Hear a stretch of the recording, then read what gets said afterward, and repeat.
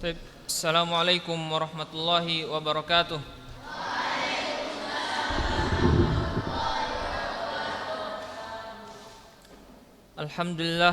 Alhamdulillahilladzi hadana lihadza wa ma kunna linahtadiya laula an hadanallah. Asyhadu an la ilaha illallah wahdahu la syarikalah wa asyhadu anna Muhammadan abduhu wa rasuluh. Amma ba'd. Masyarul muslimin, hadirin salat maghrib yang dirahmati oleh Allah. Alhamdulillah, segala puji kita haturkan kepada Allah Subhanahu wa taala yang telah memberikan kita nikmat dan terus memberikan kita nikmat.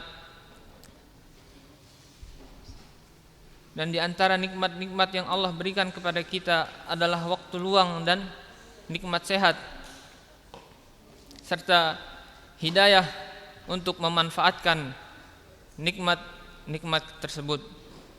Karena banyak di luar sana orang yang mendapatkan kesehatan dan juga memiliki waktu luang, namun Allah Azza wa Jalla tidak memberikan kepadanya hidayah agar memanfaatkan nikmat yang Allah berikan untuk melakukan amal kebaikan.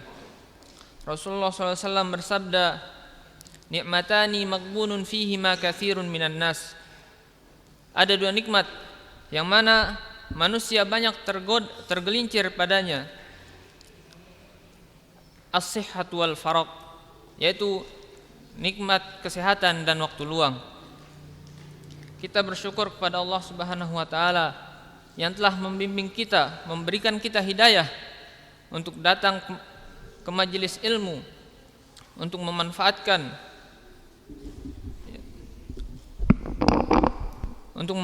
nikmat-nikmat yang Allah berikan kepada kita sebagai rasa syukur atas nikmat tersebut. Salawat serta salam tak lupa kita haturkan kepada Nabi besar Muhammad sallallahu alaihi wasallam, kepada keluarga beliau, para sahabat yang selalu berjuang bersama beliau, kemudian para tabi'in dan orang-orang yang mengikuti mereka hingga tegaknya hari kiamat.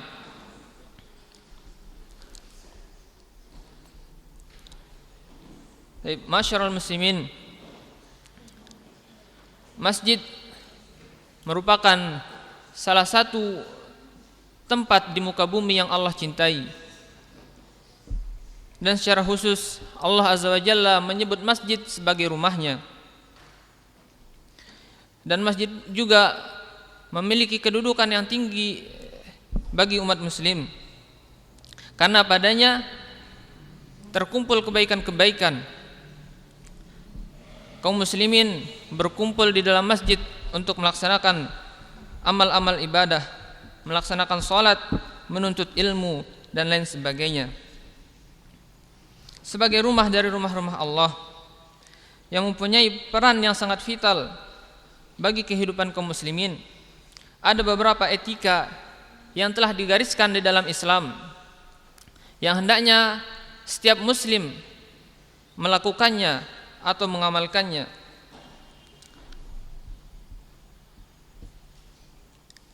Etika yang pertama yang berkaitan dengan masjid adalah hendaknya kita mengikhlaskan niat, memurnikan niat kita hanya kepada Allah Azza wa Jalla ketika kita hendak menuju masjid. Karena niat merupakan salah satu dari syarat-syarat diterimanya amal ibadah.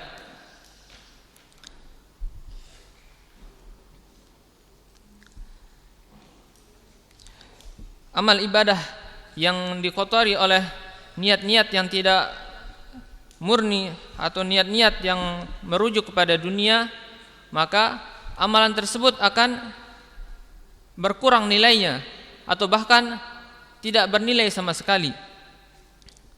Maka ketika kita keluar dari rumah kita hendak menuju masjid, hendaknya kita meniatkan kita menuju masjid hanya untuk beribadah kepada Allah Subhanahu wa taala. Hendaknya kita menyingkirkan sifat-sifat riya, ingin dilihat oleh orang lain, adapun sum'ah, agar diketahui oleh orang lain. Kemudian etika atau adab berikutnya yang hendaknya kita sebagai muslim perhatikan adalah berpakaian dengan rapi atau menggunakan pakaian terbaik yang kita miliki ketika mendatangi masjid. Sebagaimana diperintahkan oleh Allah Azza wa Jalla di dalam firman-Nya, ya bani Adam, khudhu zinatakum inda kulli shalah. Wahai anak Adam, ambillah, gunakanlah perhiasan-perhiasan kalian ketika mendatangi masjid, inda kulli masjid. Syekhul Islam Ibnu Taimiyah rahimahullah menerangkan bahwa dalam ayat ini Allah Azza wa Jalla tidak hanya menyuruh kita untuk menutup aurat, tetapi Allah Azza wa Jalla memerintahkan kepada kita untuk berhias, memperbaiki penampilan kita.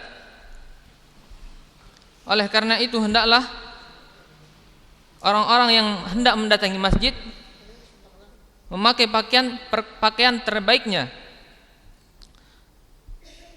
Dan dijelaskan dalam kitab tafsir yang dikarang oleh Ibnu Katsir, beliau mengatakan berlandaskan ayat ini dan ayat-ayat yang semisalnya, disunnahkan berhias ketika menuju masjid untuk sholat, lebih-lebih ketika hari Jumat dan hari raya.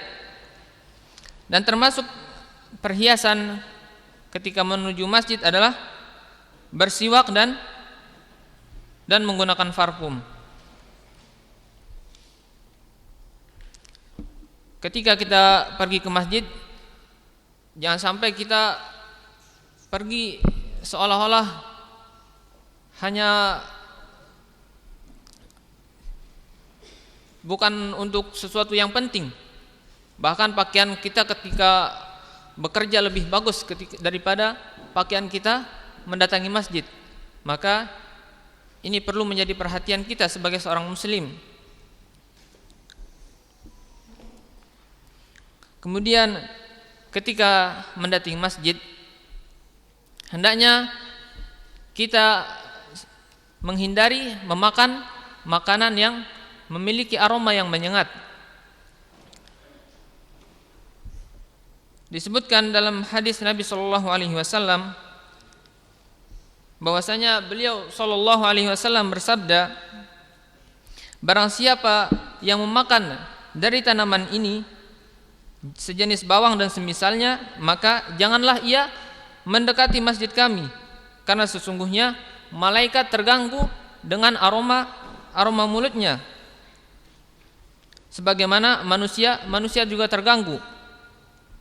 Dalam hadis riwayat lain, Nabi sallallahu alaihi wasallam bersabda, man akala thauman aw basalan falyatazilna aw qala falyatazil masjidana wal yaq'ud fi baitihi. Barang siapa yang makan bawang putih atau bawang merah, hendaklah dia menjauhi kita. Atau beliau bersabda, maka hendaklah ia menjauhi masjid kami, dan hendaklah dia berdiam diri di masjid, di rumahnya, dan tidak pergi ke masjid. Hadis-hadis tersebut menjelaskan bahwa setiap sesuatu yang dapat menimbulkan bau yang menyengat, yang dapat mengganggu orang yang sholat di samping kita, itu dilarang. Bukan hanya sekedar makan bawang, bisa juga seperti makan pete, makan jengkol, atau bahkan merokok. Itu aromanya sangat kuat. Jadi sebelum kita ke masjid, sebaiknya makanan-makanan tersebut dihindari. Atau ketika sudah terlanjur, maka hendaknya menggosok gigi.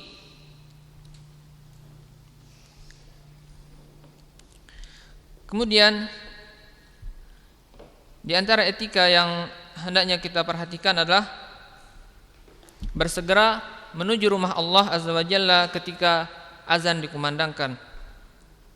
Bersegera menuju masjid merupakan salah satu ciri dari semangat seorang muslim untuk melakukan ibadah. Jika waktu salat telah tiba, hendaklah kita bersegera menuju masjid karena di dalamnya terdapat ganjaran yang amat besar. Berdasarkan hadis Nabi sallallahu alaihi wasallam dari Abu Hurairah radhiyallahu anhu bahwasanya Rasulullah sallallahu alaihi wasallam bersabda, seandainya manusia mengetahui keutamaan shaf pertama dan tidaklah mereka bisa mendapatkan shaf pertama tersebut kecuali dengan mengundi, maka niscaya mereka akan mengundi saking besarnya keutamaan shaf pertama. Dan seandainya mereka mengetahui keutamaan bersegera menuju masjid, niscaya mereka akan berlomba-lomba. Maka jangan sampai kita yang mengaku sebagai seorang muslim, sebagai seorang mukmin menyepelekan dan menunda-nunda untuk bersegera menuju masjid. Hendaknya selalu bersemangat dalam menghidupkan masjid dan memakmurkannya dengan amalan soleh.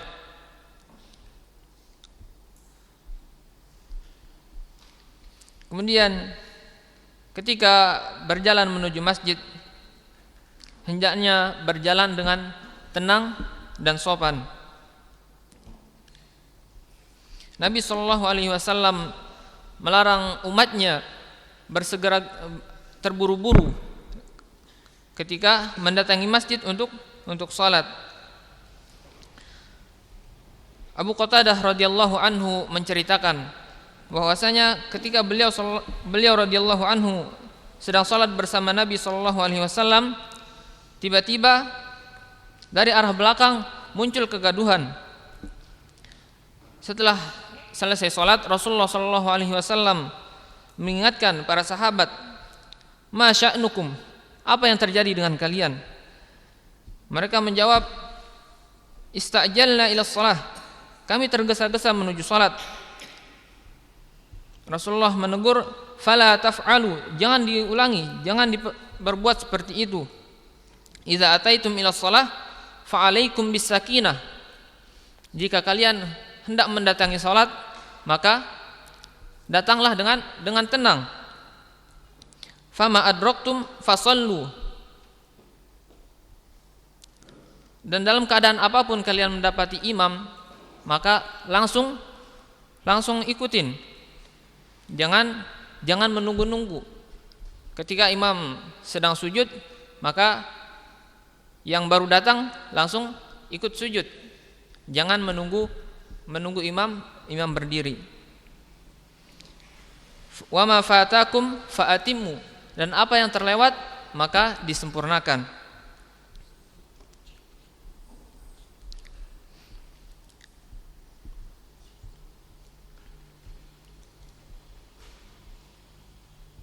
Kemudian ketika kita berada di dalam masjid atau ketika kita baru masuk ke masjid, disunahkan untuk sholat 2 rakaat sebelum duduk.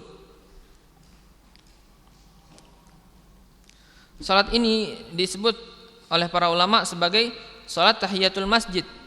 Rasulullah sallallahu alaihi wasallam bersabda, "Idza dakhala ahadukumul masjida falyarka raq'ataini qabla an yajlisa." Jika salah seorang dari kalian masuk ke dalam masjid, maka hendaklah dia ruku atau hendaklah dia salat raq'ataini, 2 rakaat sebelum duduk. Yang dimaksud dengan tahiyatul masjid adalah salat 2 rakaat sebelum duduk di dalam masjid. Dan salat ini sudah tercukupi dengan salat-salat yang lain. Misalkan ketika sudah iqamah, kita baru masuk langsung salat wajib, maka itu sudah mencukupi dari hadis ini. Tidak perlu dia salat tahiyatul masjid lagi.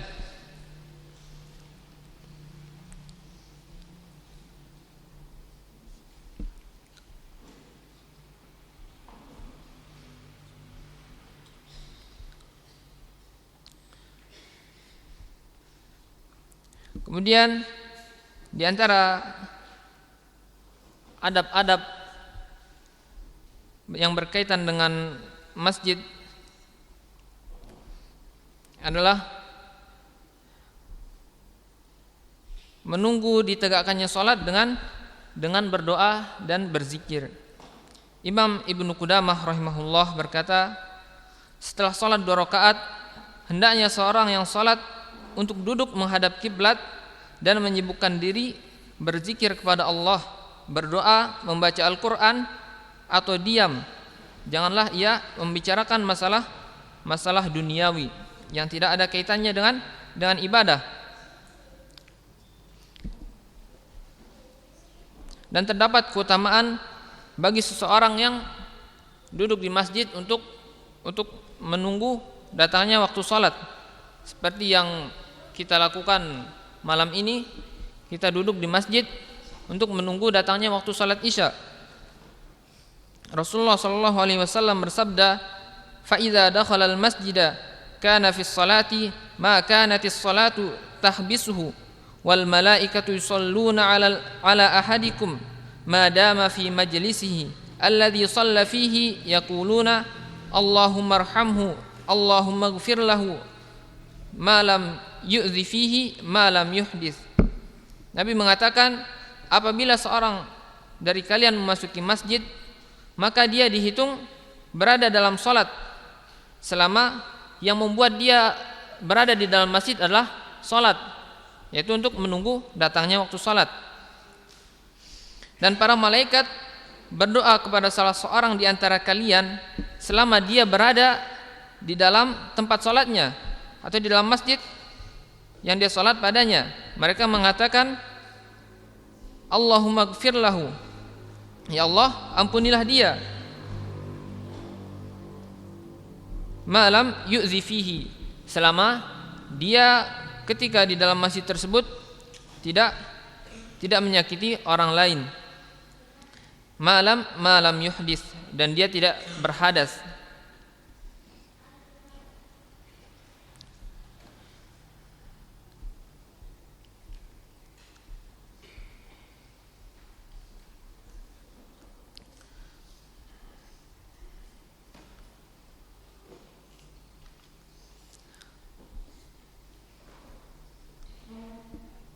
Dan etika yang berikutnya adalah mengaitkan hati dengan masjid. Berusaha untuk selalu hati kita bagaimana selalu terkait dengan masjid, yaitu dengan berusaha mendatangi masjid lebih awal, menunggu salat dengan berzikir dan beribadah.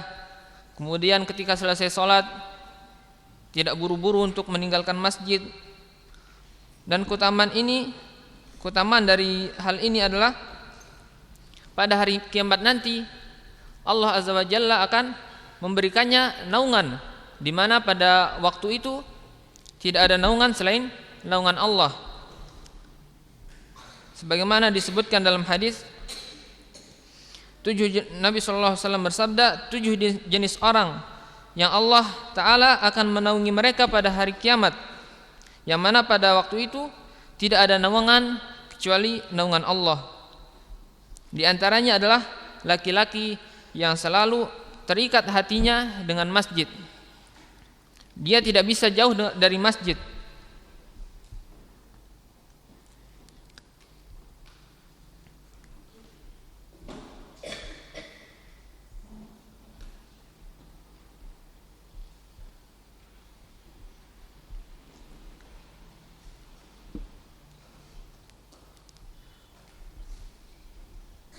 Kemudian adab yang berikutnya adalah menjaga diri dari mengucapkan ucapan-ucapan yang jorok dan tidak layak di dalam masjid.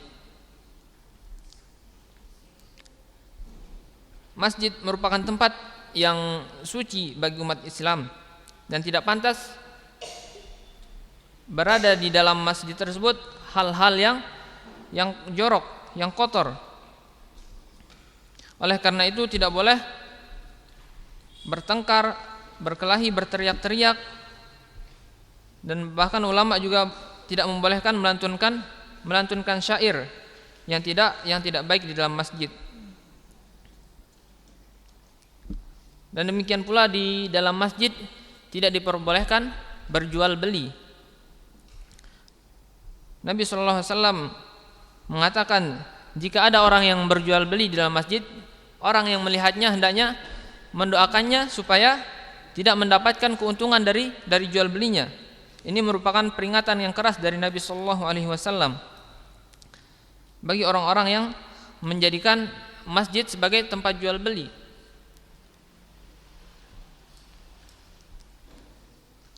Karena masjid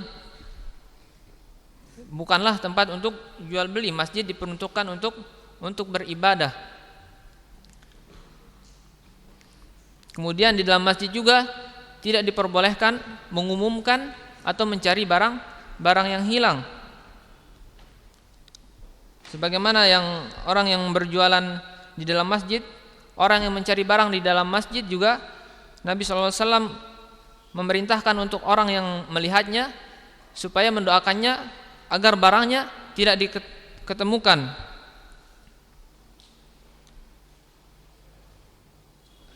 Nabi SAW bersabda, apabila kamu melihat orang yang menjual atau membeli di dalam masjid, maka katakanlah, semoga Allah tidak memberi keberuntungan dalam jual belimu. Dan apabila kamu melihat ada orang yang mengeraskan suara di dalam masjid untuk mencari barang yang hilang, katakanlah, semoga Allah tidak mengembalikannya kepadamu.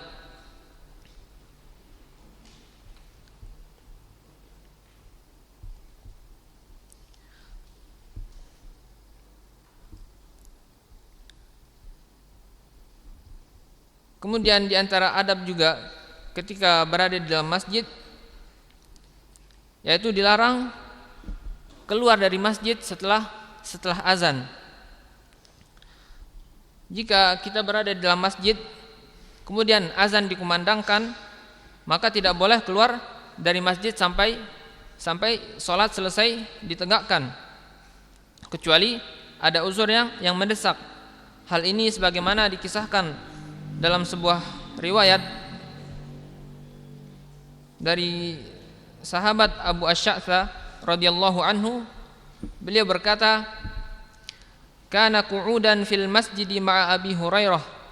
Kami pernah duduk di dalam masjid bersama Abu Hurairah. Fa'adzana al-mu'adzin, maka muadzin mengumandangkan azan.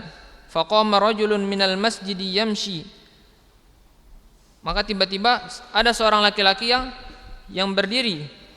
Yamshi fa'atba'ahu Abu Hurairah basarahu hatta kharaja minal masjid.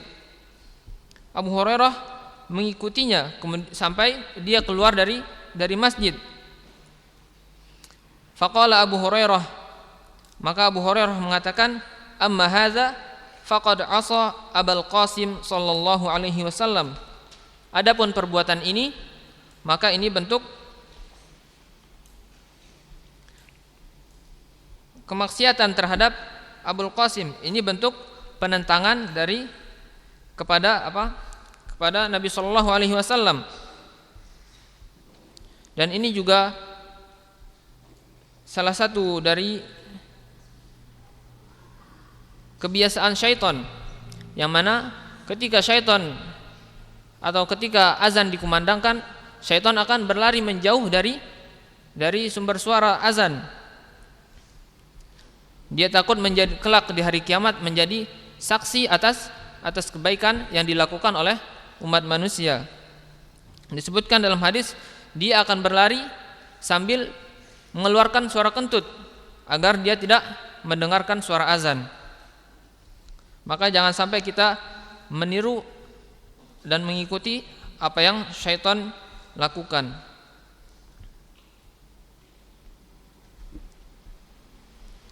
Dan di dalam masjid,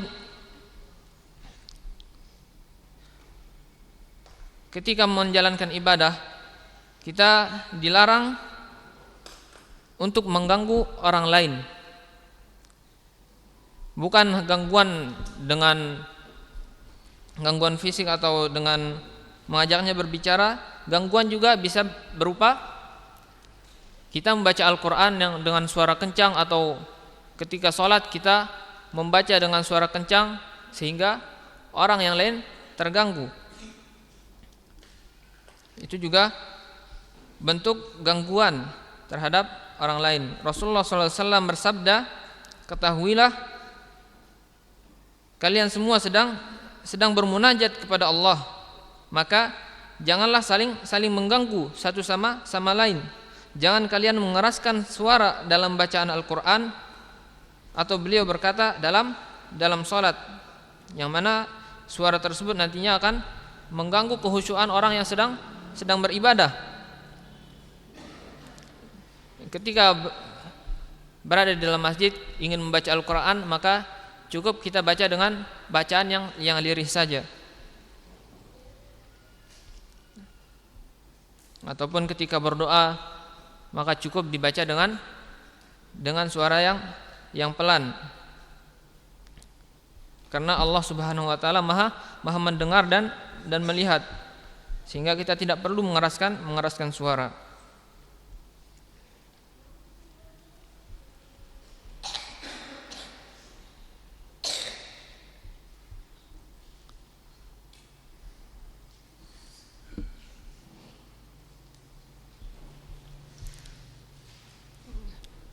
Tapi mungkin ini yang dapat kita sampaikan untuk malam ini.